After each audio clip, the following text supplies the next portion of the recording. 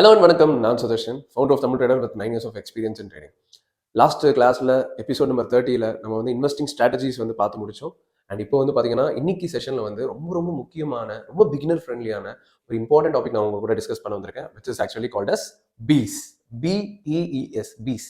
S, நான் எங்கள் title எழுதியிருக்க மாதிரி it is a kind of investing hack. என்னை பொறுத்த வரைக்கும் அது ஹேக் அண்ட் இது வந்து எல்லாருமே யூஸ் பண்ணிக்க முடியும். ரொம்ப ட்ரெமெண்டஸாக நம்ம வந்து யூஸ் பண்ணிக்க முடியுன்றது வந்து டவுட்டே கிடையாது. ஓகே, ஸோ இப்போ நீங்கள் பார்க்க போகிறது என்னன்னா, இப்போ யோசிச்சு பாருங்களேன், ஒரு பிகினராக நம்மளுக்கு என்ன பெரிய ப்ராப்ளம் இருக்கும் இந்தியன் மார்க்கெட்டுக்குள்ளே வந்த உடனே இன்வெஸ்டிங் ஸ்டார்ட் பண்ணும்போது என்ன ஸ்டாக்கை செலக்ட் பண்ணுறதுன்னு தெரியாது. அதுக்காக தான் நான் ஆக்சுவலி நிறைய வீடியோஸ் போட்டிருக்கேன். அதோட லிங்க் வந்து உங்களுக்கு டிஸ்கிரிப்ஷன்லையும் இருக்குது, கமெண்ட்லையும் பின் பண்ணியிருக்கோம். பிளேலிஸ்ட் கண்டிப்பாக செக் பண்ணி பாருங்க. பட் அது எல்லாமே பார்த்தும் எனக்கு வந்து இன்னும் கொஞ்சம் பயம் இருக்குது ப்ரோ. நான் வந்து ஒரு ஸ்டாக்கை நான் பிக் பண்ண கொஞ்சம் பயப்படுறேன், மேபி கொஞ்சம் டைம் எடுக்கும் போல அப்படின்ட்டு யோசிக்கிறவங்களுக்கு வந்து இப்போ நான் சொல்கிற கான்செப்ட் வந்து இன்னும் ஒரு கான்ஃபிடன்ஸ் கொடுக்கும், இன்னும் உங்களுக்கு ரொம்ப சந்தோஷத்தை கொடுக்குன்றதுல டவுட்டே கிடையாது. ஸோ அந்த கான்செப்டுக்கு பேர் தான் என்னன்னா பீஸ்ன்னு சொல்லுவாங்க, பிஇஇஎஸ். சரி, பீஸ்னா என்ன அப்படின்னா, இப்போ ஒரு எக்ஸாம்பிள், இப்போ ஐடி எடுத்துக்கலாம். இப்போ HCL டெக்னு ஒரு கம்பெனி இருக்கு, டிசிஎஸ்னு ஒரு கம்பெனி இருக்கு, விப்ரோன்னு ஒரு கம்பெனி இருக்கு. இந்த மாதிரி வந்து பல கம்பெனிஸ் இருக்கு ஐடியில். ஆனால் இது எல்லாமே சேர்த்து நம்ம என்ன சொல்றோம், ஐடி செக்டார்னு சொல்றோம். கரெக்டா? ஐடி இண்டஸ்ட்ரின்னு சொல்றோம். கரெக்டா? இப்போ அந்த ஐடி இண்டஸ்ட்ரியில நான் ஒரு ஸ்டாக்கா செலக்ட் பண்ணாம அந்த ஐடி இண்டஸ்ட்ரி மேலேயே நான் இன்வெஸ்ட் பண்ணணும்னு ஆசைப்படுறேன்னா அதுக்கு பேர் தான் ஐடிபிஸ். அதுக்கு பேர் தான் ஐடிபிஸ். யோசிச்சு பாருங்க, நான் ஒரு ஸ்டாக்கை உட்காந்து நான் செலக்ட் பண்ண வேணாம். ஆல்ரெடி வந்து ஒரு எக்ஸ்பர்ட் என்ன பண்ணியிருப்பாங்கன்னா ஐடி பீஸ்ன்ற ஒரு டைட்டில் அந்த இம்பார்ட்டன்ட் ஐடி கம்பெனிஸ்லாம் லிஸ்ட் பண்ணியிருப்பாங்க. ஸோ நான் ஜஸ்ட் போகிறேன், ஐடி செக்டார் எனக்கு வளர போகுதுன்னு தெரியுதுன்னா நான் ஐடி இண்டஸ்ட்ரி மேலே இன்வெஸ்ட் பண்ணுறேன். அது ஐடி பீஸ். ஆட்டோ பீஸ் அப்படின்னா என்னன்னா ஆட்டோ செக்டார். யோசிச்சு பாருங்க, நெக்ஸ்ட் ஒரு 3 to 5 இயர்ஸில் நம்ம வந்து ஆஃப்லைன் ஸ்டூடெண்ட்ஸ் கிட்ட வந்து இந்த கொஸ்டின் எப்பவுமே ரைஸ் பண்ணுவோம். அடுத்த 3 to 5 வருஷத்துல எந்த செக்டார்ஸ் வந்து வளரும்னு நினைக்கிறீங்க அப்படின்னு நான் கேட்கும்போது நிறைய ஸ்டூடெண்ட் சொல்ற ஒரு ஆன்சர் என்னன்னா electric vehicles, EV. So electric vehicles, electric அப்படின்றது வந்து power or energy sector. Okay, இன்னொரு பக்கம் இருக்கிறது வெஹிக்கல்ஸ், வெஹிக்கல்ஸ்ன்றது ஆட்டோமொபைல்ஸ். ஸோ அப்போ ஆட்டோமொபைல் செக்டர் வளர போகுதுன்னு நம்மளுக்கு தெரியுது. ஆனால் அதில் நான் உட்காந்து ஒரு ஸ்டாக்காக தேடி அனாலிசிஸ் பண்ணி இன்வெஸ்ட் பண்ணுறதுக்கு எனக்கு கொஞ்சம் தயக்கமாக இருக்குது அப்படின்னு நினச்சா ஆட்டோ பீஸ். ஸோ அப்போ நீங்கள் ஆட்டோ செக்டார் மேலேயே இன்வெஸ்ட் பண்ண முடியும், டேரெக்டாக ஆட்டோ செக்டாரில் இன்வெஸ்ட் பண்ண முடியும். அதுலேயே வந்து என்னென்ன ஸ்டாக்ஸ் இருக்குன்றது டைவர்சிஃபை ஆகி வந்துடும். அதாவது என்னென்ன ஸ்டாக்ஸ்க்கு எவ்வளோ வெயிட்டேஜ் இருக்குது அப்படின்றதெல்லாம் வந்து உங்களுக்கு அதிலே கொடுத்துருவாங்க, நீங்கள் வேணால் செக் பண்ணி பார்த்துக்கலாம். ஸோ அப்போ நான் வந்து உட்காந்துட்டு யோசிச்சுட்டு இருக்க வேணாம். Okay, so final and important piece ஒன்று இருக்குது. அதுக்கு முன்னாடி நான் வந்து இந்த பீஸோட ஸ்பெஷாலிட்டி என்ன அப்படின்றத சொல்லிடுறேன். இப்போ நான் உங்களுக்கு எக்ஸ்பிளைன் பண்ணது அதோட ஃபீச்சர், அதாவது பீஸ்னா என்ன அப்படின்றத சொன்னேன். ஏன் இந்த பீஸ் வந்து ரொம்ப ஸ்பெஷல் அப்படின்னு பார்த்தீங்கன்னா, இப்போ நான் வந்து என்ன பண்றேன்னா ஆட்டோ செக்டார்ல ஒரு கம்பெனி எடுக்கிறேன். அந்த கம்பெனியில எடுத்து நான் இன்வெஸ்ட் பண்றேன், என்னோட நிறைய காசு அதில் இன்வெஸ்ட் பண்றேன்னு வச்சுக்கோங்க. இப்போ அது நல்ல கம்பெனி தான். பட் ஏதோ ஒரு 2-3 வருஷம் கழிச்சு ஏதோ ஒரு ரீசனால அந்த கம்பெனி பெர்ஃபார்ம் பண்ணாம போகுது, அந்த கம்பெனி வந்து டவுன்ல போகுதுன்னும் போது எனக்கு எப்படி இருக்கும்னா, அதாவது என்னோட அக்கௌண்ட்ல வந்து அது பெரிய லாஸா இருக்கும். இல்லை ஒரு 50% இறங்கிருச்சுன்னு வச்சுக்கலாம், 50% லாஸ்ல இருப்பேன். எனக்கு வந்து ரொம்ப கஷ்டமா இருக்கும், என்னடா அது இவ்வளோ அனாலிசிஸ் பண்ணி ஒரு ஸ்டாக்ல இன்வெஸ்ட் பண்றோம் ஆனால் லாஸ்ல இருக்கே அப்படின்ட்டு நான் ஃபீல் பண்ணுவேன். எப்போ அசியூம் நான் ஒரு ஸ்டாக்ல மட்டும் இன்வெஸ்ட் பண்ணியிருந்தேன்னா. ஆனா இப்போ பீஸ்ன்னும் போது என்ன ஸ்பெஷாலிட்டினா, இதுல ஒரு ஸ்டாக் கிடையாது, அந்த செக்டார்ல இருக்கிற பல ஸ்டாக்ஸ்ல இன்வெஸ்ட் பண்ணுவாங்க. இப்போ எக்ஸாம்பிள் ஒரு 10-15 ஸ்டாக்ஸ்ல பிரிச்சு இன்வெஸ்ட் பண்ணுவாங்க.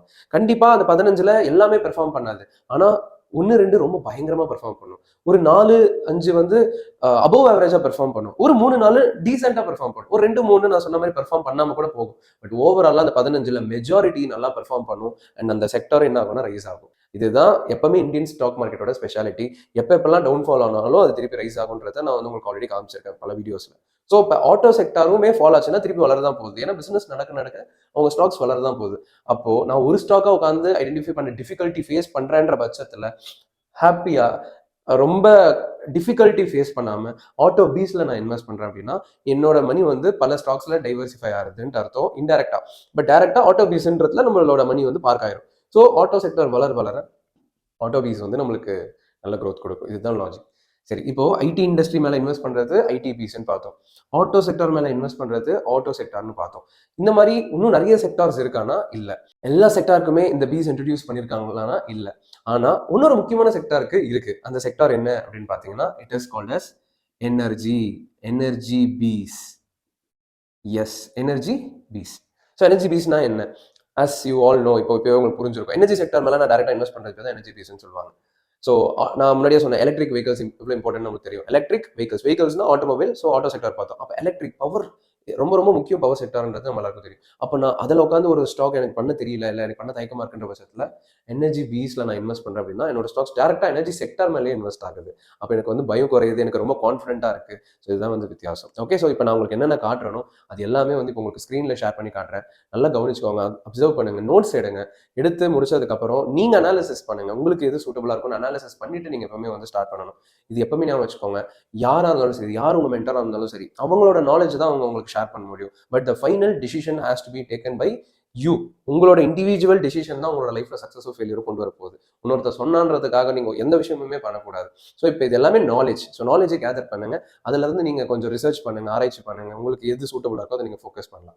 ஓகே, ஸோ நான் வந்து ஆப்வியஸா நிறைய பெஸ்ட்டாக செலக்ட் பண்ணி தான் உங்ககிட்ட கொண்டு வரேன். பட் அதில் வந்து பெஸ்ட்டாக செலக்ட் பண்ண வேண்டியது உங்களோட கடமை தான். ஓகே, ஸோ இப்போ நான் ஸ்க்ரீன்ஷாட் பண்ணி காட்டுற பாருங்க.